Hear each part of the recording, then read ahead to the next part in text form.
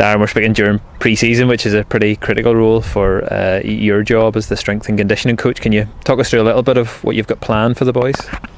Yeah, well, it's some tough sessions. I don't think the boys particularly look forward to pre-season, but they know it's essential in the modern game.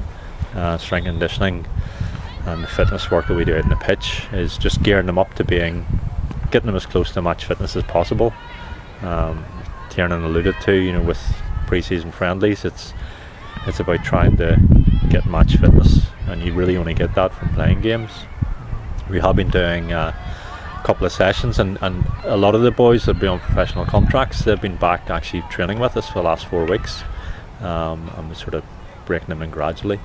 And then this week we've kind of just ramped it up in terms of the strength conditioning and the fitness work we've been doing on the pitch with them. What sort of things does that involve? What sort of things do you plan out for them in a session?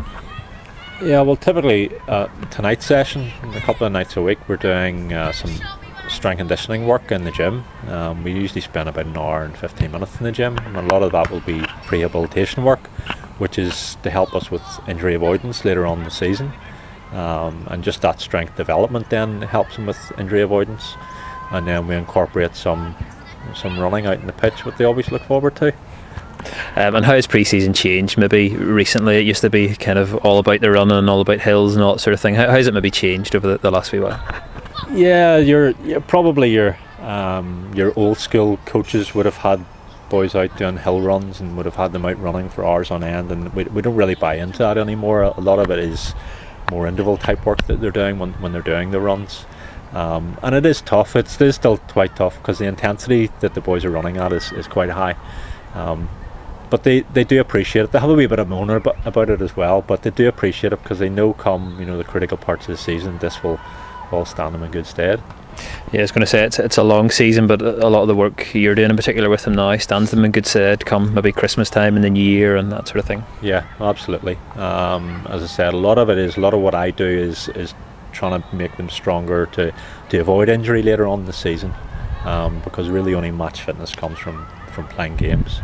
But there's a lot of stuff that we've been doing that players, even at other professional clubs, they're sort of telling me that they haven't done this type of work before, and even things like specifics like hamstring injuries would be a big thing in the sport. So we do quite a lot of work on that, on prehabilitation, to avoid those types of injuries.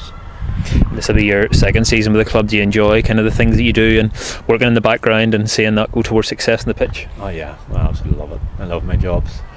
And actually the coaches that are here, they're good guys to work with because they really do buy into that fitness and the strength conditioning, all that aspect of the sport, and they understand that as coaches themselves. So they basically just give me free rein and say, look, you do what you have to do to get the boys ready for games.